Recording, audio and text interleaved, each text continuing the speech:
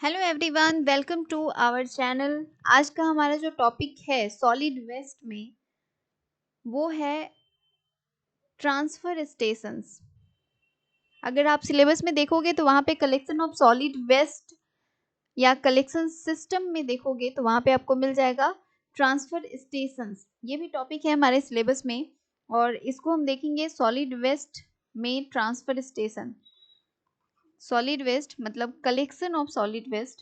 जब कलेक्शन है, इससे पहले हमने देखा था कलेक्शन में जो फर्स्ट पार्ट था सेग्रीगेशन।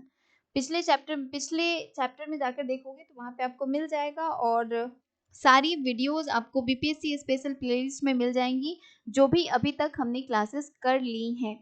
इसके पहले हमने देखा था सेग्रीगेशन। कलेक्शन के बाद सेग्रीगेट कैसे करेंगे, और फिर हमने देखा था 3R रूल, यानी कि रिसाइकलिंग कैसे करना है, रिड्यूस कैसे करना है और उसका रीयूज कैसे करना है। इसे कहते हैं 3R रूल, जो हम लोग ऑलरेडी देख चुके हैं, पढ़ चुके हैं सारा कुछ। 3R रूल प्लस सेग्रीगेशन कैसे करना है, कौन कौन से बीन्स का इस्तेमाल करना है, किस तरह की चीजें करनी है कलेक्शन के लिए, वो सभी कुछ हम लोग ऑलरेडी देख चुके हैं। किस एरिया में कितनी बार कलेक्शन करना है, कौन कौन से एरिया में सेग्रीगेशन कितनी कितनी बार करना है और क्या क्या करना है, वो सारी कुछ हम ऑलरेडी पढ़ चुके हैं जो हमारे सिलेबस में था। अब ये अगला टॉपिक हमारा ट्रांसफर स्टेशन है और इसके बाद हम लोग पढ़ेंगे कंपोस्टिंग। आज का टॉपिक होगा हमारा ट्रांसफर स्टेशंस और अगला टॉपिक होगा हमारा कंपोस्टिंग, जो आप देख सकते हो एक एक करके लाइन बाय लाइन हम सारी चीजें सिलेबस में पढ़ते चल रहे हैं। तो अगर आप प्रीवियस वीडियो से देखते आओगे तो सॉलिड वेस्ट के क्लास 1 से लेकर अभी तक 8-9 क्लास हो चुके हैं और इसमें हमने बहुत सारी चीजें देख ली हैं और इसके साथ साथ और भी बहुत सारा कुछ हमने पढ़ा था। सीपीसीबी की वेबसाइट पे जितने भी मैनेजमेंट सिस्टम थे, मैनेजमेंट रूल्स थे, उन सभी को हमने देख लिया है। अलग अलग कौन से मैनेजमेंट रूल थे, तो पहला तो हो गया municipal solid waste management rule, फिर हमने देखा था e waste management rule, biomedical waste management rule, इसके अलावा हजारदस वेस्ट मैनेजमेंट रूल, और फिर हमने देखा था construction and demolition waste management rule. तो ये सभी रूल्स हमने देख लिए हैं। काफ़ी सारी वीडियोस हैं, आप सभी आपको बीपीएससी प्लेलिस्ट में मिल जाएंगी, वहाँ पे आप देख सकते हो, जो आपके एग्जाम के लिए सबसे ज़्यादा इम्पोर्टेंट है।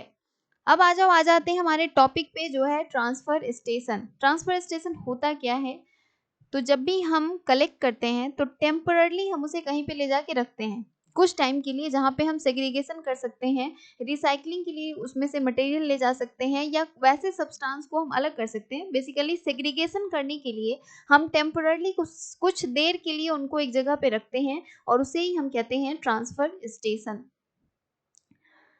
Transfer station is the processing site for the temporarily deposition of waste. Transfer station जो है वो जनरली यूज किया जाता है, वहाँ पे कलेक्शन व्हीकल्स रखे जाते हैं जो कि वेस्ट को जो लोडिंग की जाती है, मतलब स्मॉलर वेस्ट व्हीकल जो भी इस्तेमाल किया जाता है उसको लार्जर व्हीकल में रखने के लिए एक जगह टेम्पोररी कलेक्ट करके रखा जाता है, उसे ही हम कहते हैं ट्रांसफर स्टेशन। जो भी लार्जर व्हीकल होता है वो वहां से वेस्ट को डिस्पोजल साइट तक ले जाता है या लैंड फिलिंग के लिए ले जाता है। डिस्पोजल साइट मतलब बेसिकली लैंड फिलिंग ही कहते हैं, या फिर हजारदस वेस्ट फैसिलिटी जहाँ पे भी है वहाँ पे उसको ले जाया जाता है, या फिर रिसाइकलिंग के लिए ले जाया जाता है। बेसिकली मतलब टेम्पोररली सभी जगह से कलेक्ट करके एक जगह जहाँ हम रखते हैं उसे हम कहते हैं ट्रांसफर स्टेशन।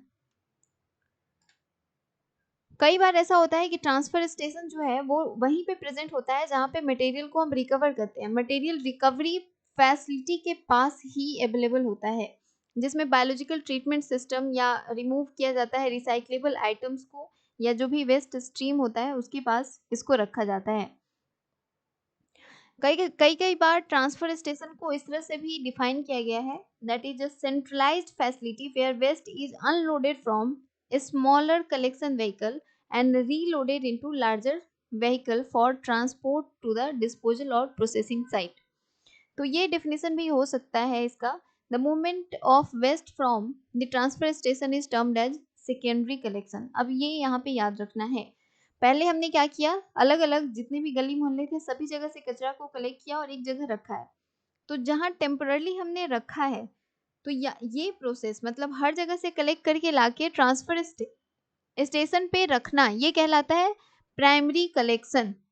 और सेकेंडरी कलेक्शन क्या कहलाता है, ये कलेक्शन वाले चैप्टर में हम लोग देख चुके हैं, आप प्रीवियस वीडियो में देख सकते हो, वहां पे ही मैंने इसको बताया हुआ है।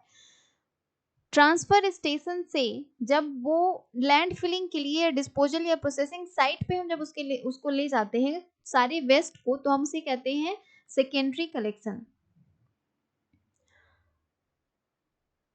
अब जो इसके लिए डायरेक्शन आप देख सकते हो, जिसके लिए बेसिकली इस्तेमाल किया जाता है, एक हॉल्ड कंटेनर इसके लिए इस्तेमाल होता है, हॉल्ड कंटेनर। अब ये एग्जाम में पूछा जा सकता है कि टेम्पररी कलेक्शन के लिए किस तरह का कंटेनर इस्तेमाल होता है, तो इसके लिए हॉल्ड कंटेनर इस्तेमाल होता है, ये आपको याद रखना है।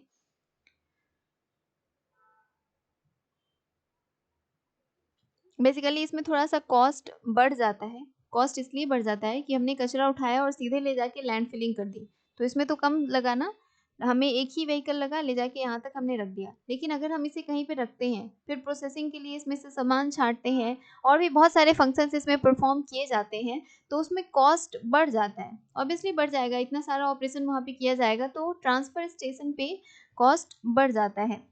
अब इसमें ये एक बनाया हुआ है कि कैसे कैसे, मान लो ट्रक 1 से इसको लाया गया, फिर इसको एम्प्टी किया गया और इसके बाद फिर से इसको रीलोड किया गया किसी और कंटेनर में, और उसके बाद फिर से इसको जो बड़े ट्रक हैं उसमें डाला गया। तो ये इस तरह से ये सारे प्रोसेसेस होते हैं, स्टेप 1 2 3 स्टेप्स होते हैं बेसिकली इसमें। इसका क्या क्या एडवांटेज हो सकता है, तो एडवांटेजेस इसके बहुत सारे हैं। In areas where waste are not readily dense, they may be compacted। मतलब हमने सीधे इसको भरते हुए चले आए, कंपैक्शन नहीं किया गया है। कंपैक्शन, कंबसन, ये सब मेथड होता है रिड्यूस करने का, अमाउंट रिड्यूस करने का मेथड होता है कंपैक्शन एंड कंबसन। ठीक है, तो जहाँ पे कंपैक्शन नहीं हुआ रहता है, तो ट्रांसफर स्टेशन पे हम उसे कंपैक्ट करके उसके अमाउंट को कम कर सकते हैं, रिड्यूस कर सकते हैं। या स्मॉलर कलेक्शन व्हीकल में अगर उसमें बहुत सारे टेक्निकल लिमिट्स होते हैं, तो उसको भी दूर किया जा सकता है ट्रांसफर स्टेशन पे। फाइनल प्रोसेसिंग के लिए उसे हम ले जा सकते हैं, या 10 किलोमीटर तक के एरिया में अगर डिस्पोजल साइट है तो वहाँ पहुँचाने में काफ़ी ज़्यादा आसान होता है। तो ये सब इसके एडवांटेज हैं। कुछ डिसएडवांटेज भी हैं। डिसएडवांटेज में तो सबसे पहला रीज़न यही हो जाएगा कि बहुत सारे पैसे खर्च होते हैं। एडिशनल कैपिटल कॉस्ट, मतलब परचेजिंग टेलर्स बहुत सारे छोटे छोटे खरीदने पड़ते हैं। इसके अलावा बिल्डिंग बनानी पड़ती है ट्रांसफर स्टेशन का, एक्स्ट्रा टाइम लगता है, एक्स्ट्रा लेबर लगता है, एक्स्ट्रा एनर्जी लगती है, तो ये सभी डिसएडवांटेजेस हैं। या इंसेक्ट्स, फ्लाइज, या बैड ऑर्डर, या हैवी ट्रैफिक जाम, ये सब भी होता है, नॉइज पॉल्यूशन हो सकता है, तो ये सब डिसएडवांटेजेस हैं, लेकिन इसके बहुत सारे फायदे भी हैं। प्रोसेसिंग के लिए हमें वक्त मिल जाता है।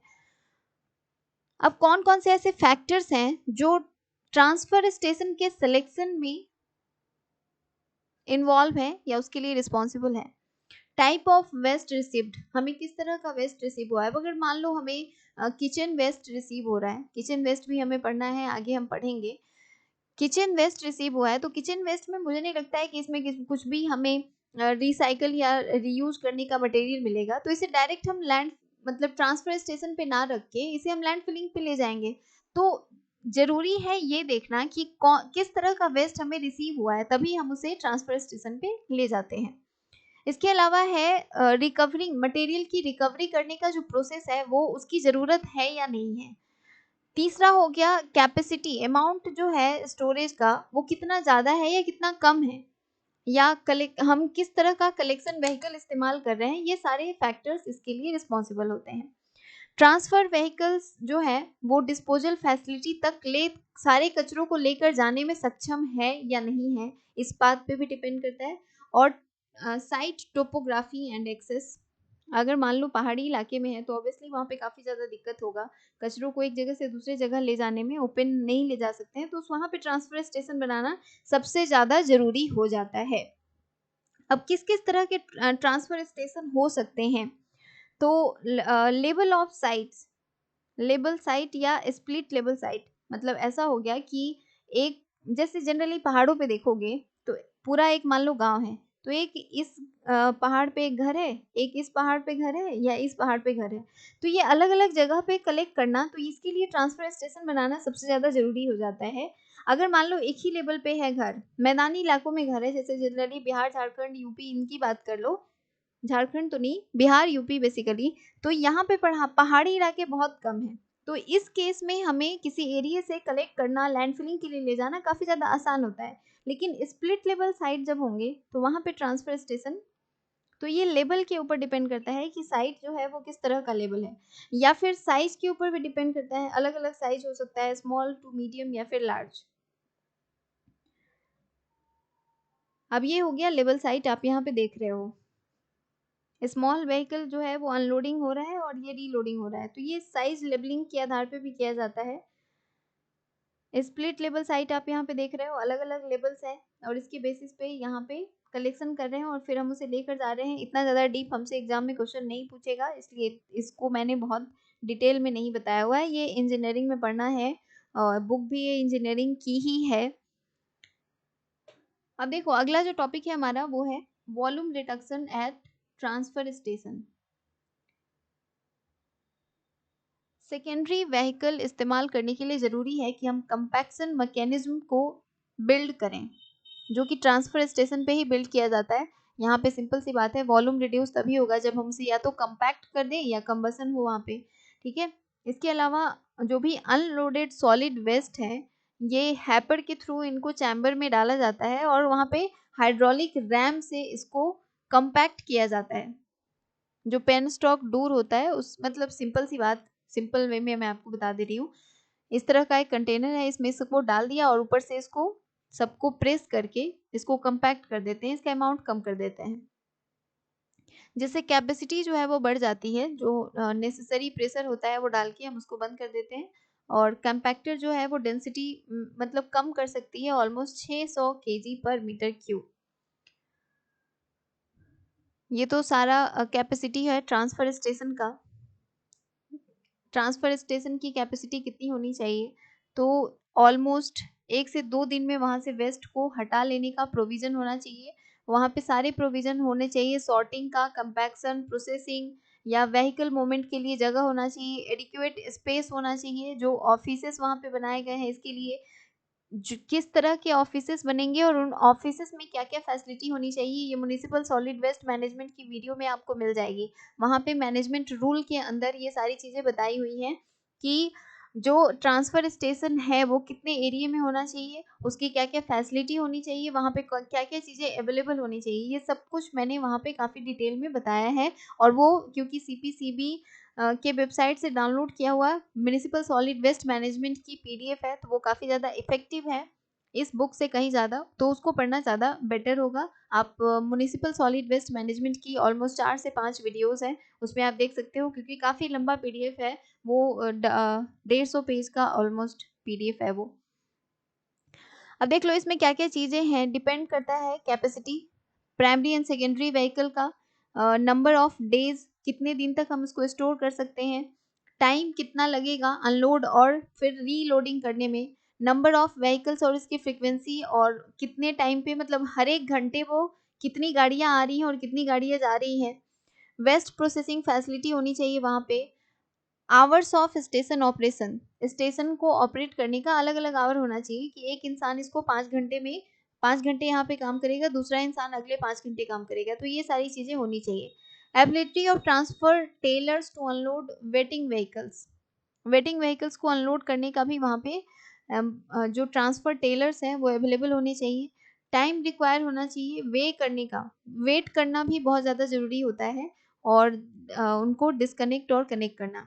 बाकी यहाँ पे देख रहे हो ये सब फॉर्मूला है जो हमारे किसी काम के नहीं है। इसके बाद है कंपोनेंट्स ऑफ कलेक्शन सिस्टम, ये हमें याद रखना है। कंपोनेंट्स कौन-कौन से हो सकते हैं, तो कंपोनेंट्स मैंने आपको पिछली बार भी बताया था, कलेक्शन पॉइंट्स होने चाहिए, collection frequency, storage containers, collection crew, collection rate और ट्रांसफर स्टेशन। ये कलेक्शन सिस्टम के कंपोनेंट्स हैं, जिसमें हम आज क्या पढ़ रहे थे, ट्रांसफर स्टेशन। बाकी सारी चीज़ें हम ऑलरेडी पढ़ चुके हैं। इसके बाद अगर देखोगे तो इसमें काफ़ी सारी चीज़ें बताई हुई हैं, जैसे जो वेस्ट कलेक्शन व्हीकल्स हैं उनको 4 मेजर कैटेगरी में बांटा गया है। वो कौन कौन से हैं? तो पहला तो हो गया शॉर्ट रेंज और स्मॉल स्केल मसल पावर्ड जो व्हीकल हैं वो। इसके अलावा शॉर्ट रेंज ऑटो व्हीकल है, लॉन्ग रेंज और नॉन कंपैक्टर व्हीकल है और कंपैक्टर व्हीकल है। तो टोटल 4 तरह के व्हीकल्स का इस्तेमाल किया जाता है कलेक्शन के लिए। तो ये भी याद रखना है, ये भी हमारे लिए इंपॉर्टेंट हो सकता है कि सवाल पूछ दे कि कलेक्शन व्हीकल्स किस किस तरह के होने चाहिए और कहाँ पे किस तरह के होने चाहिए। तो शॉर्ट रेंज सिंपल आप समझ ही रहे हो कि गली मोहल्लों से अगर कलेक्ट करना है तो शॉर्ट रेंज होना चाहिए। शॉर्ट रेंज ऑटो व्हीकल गली मोहल्लों से लेकर ट्रांसफर स्टेशन तक जो ले जाएगा वो हो जाएगा short range auto vehicle. Long range जो ट्रांसफर स्टेशन से लेकर लैंड फिलिंग तक ले जाता है। और दूसरा कंपैक्टर व्हीकल मतलब किसी एरिया से उसमें भरते गया, कंपैक्ट करते गया और फिर उसको ले जाके जहाँ पे लैंड फिलिंग करनी है वहाँ दे दिया। तो ये सब चीज़ें हैं। Trucks of 5 to 7 tonnes capacity are used in the Indian cities. Indian city में क्या इस्तेमाल होता है? ट्रक्स इस्तेमाल होते हैं 5 से 7 टन कैपेसिटी वाला विथ 20 किलोमीटर पर सेकेंड एवरेज डिस्टेंस या 2 से 4 ट्रिप पर डे, 2 से 4 दिन पर डे में वो कलेक्शन किया जाता है। तो ये भी याद रखना है कि इंडिया में कितनी कैपेसिटी का ट्रक इस्तेमाल होता है? 5 से 7 टन की कैपेसिटी का ट्रक का इस्तेमाल किया जाता है। तो ये सारी चीज़ें थी। यहाँ पे रूटिंग वगैरह हमसे नहीं पूछा जाएगा तो ये हम रहने देते हैं। और आगे जो हमारा नेक्स्ट चैप्टर होगा वो होगा प्रोसेसिंग, फिजिकल प्रोसेसिंग टेक्निक्स और इक्विपमेंट कौन कौन से हो सकते हैं, क्योंकि फिजिकल प्रोसेसिंग हमें पढ़ना है। आप अगर सिलेबस निकाल के देखोगे तो वहाँ पे आपको पता चल जाएगा। सॉलिड वेस्ट प्रोसेसिंग ट्रीटमेंट और डिस्पोजल वाला जो टॉपिक है उसमें देखोगे तो बायोलॉजिकल प्रोसेस भी है और प्लस फिजिकल प्रोसेस भी है। इसके अलावा थर्मल प्रोसेस भी हमें पढ़ना है।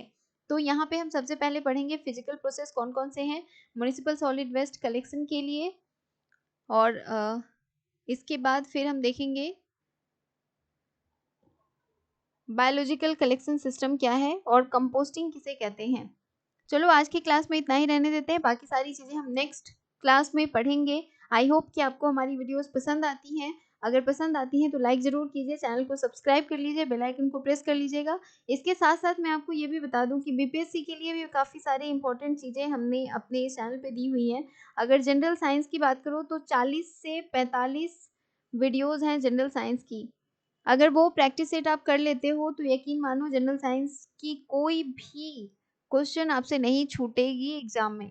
उसका सोर्स जनरली प्रतियोगिता दर्पण है, तो वो भी क्योंकि आपके लिए इम्पोर्टेंट है, आप वैसे भी पढ़ते हो तो आप पढ़ सकते हो। इसके अलावा लूसेंट की प्लेलिस्ट भी देखोगे तो वहाँ भी आपको काफ़ी इंपॉर्टेंट टॉपिक्स मिल जाएंगे। प्लस पॉलिटी की प्लेलिस्ट आपके लिए काफ़ी इंपॉर्टेंट साबित हो सकती है और हिस्ट्री की भी। हमने कोशिश की है कि सारी चीज़ें, सारे टॉपिक कवर कराए जाएं जो बीपीएससी के एग्जाम के लिए इंपॉर्टेंट हो सकता है। Polity, history, general science, geography के तो ऑलमोस्ट 8 से 10 ही प्लेलिस्ट है, उसे आप देख सकते हो। इसके अलावा हमने बीपीएससी में कुछ बिहार करंट अफेयर्स भी दिया है और भी सारी चीज़ें हैं, तो आप वो सब चीज़ें भी देख सकते हो। आप अलग अलग प्लेलिस्ट में जाके देखोगे तो आपको मिल जाएगा। चलो फिर आज के लिए इतना ही रहने देते हैं। Thank you for coming in watching our video.